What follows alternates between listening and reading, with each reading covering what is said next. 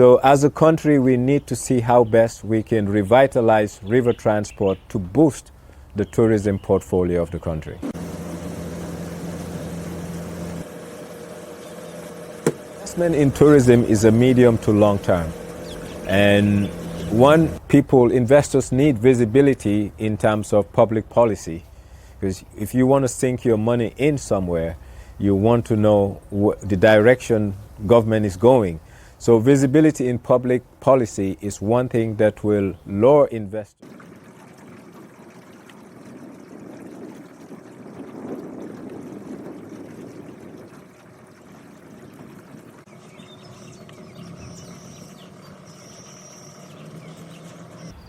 So as far as communication is concerned, the river is of course underutilized.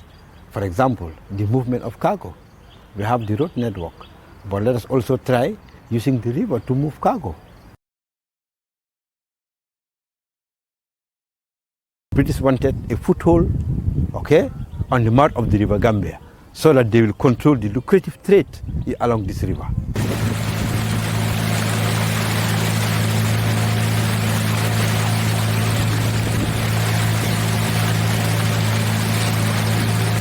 You had what was called the wharf towns or the tenders.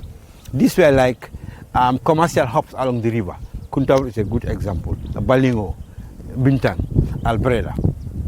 All these communities, Georgetown, you had in excess of 6 European companies, Bartes, Vesia, Palmin, UAC, Vuki Peterson, investors. They built wharfs and they built warehouses and they built shops in these tenders. So there was huge investment in these villages and towns along the river by these European companies. Later, they were put into competition by the Lebanese and later by the Gambian Aku merchants. Such that still now, if you go to Kaur by the riverside, there's still a lot of history. I was just there, last Thursday. Okay, if you go to Kuntaur, I was there 2 years ago. 2 days ago. All the riverfront of Kuntaur, is a hotspot, of historical interest. Old warehouses, old wharfs, barges, sunken boats, and so on and so forth. I think a lot of people, when they talk about tourism development, they're looking at hotels, restaurants, and bars.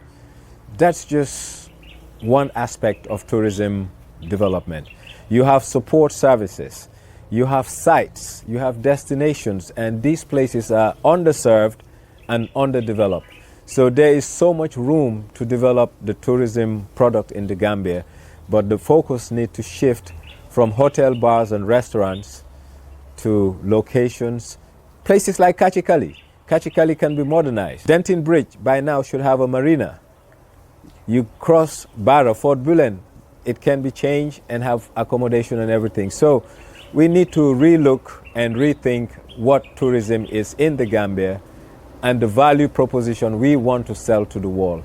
Because selling beach, sand and sun is no longer working. People are looking for heritage, where they came from.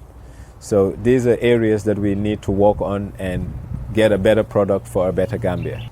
Gambia has many uncharted places, and it's rather unfortunate, but this is, due to poor education, especially on social studies, civic education, geography, and history.